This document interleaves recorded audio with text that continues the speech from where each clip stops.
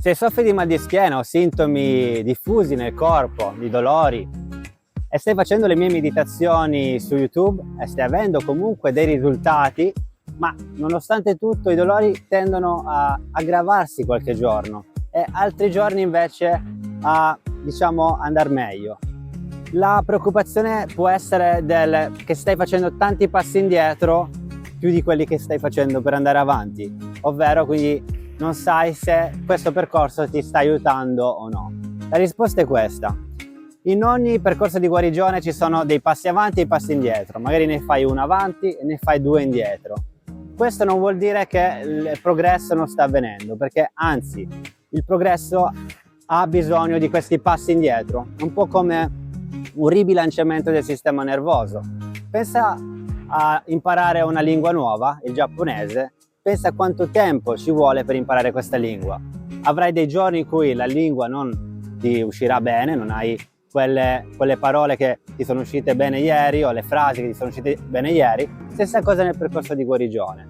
C'è una sorta di riequilibrio del sistema nervoso dove ha bisogno di questi step indietro.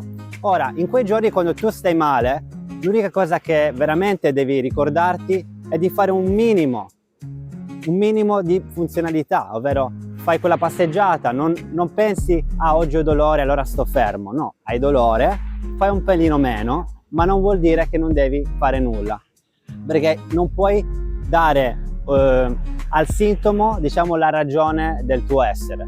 Il sintomo è lì e ci sarà magari per molto tempo. L'importante è rimanere costanti giornalmente nella pratica, sia quella meditativa ma che soprattutto quella della funzionalità del corpo, la camminata o piuttosto fare degli esercizi di yoga o di respirazione. Queste sono cose solide, dei pilastri che devi tenere sempre in mente.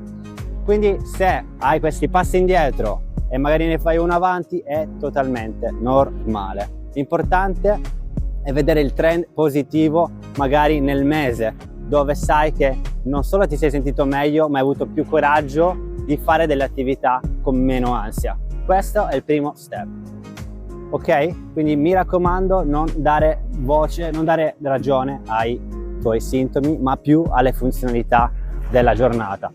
Questo è tutto.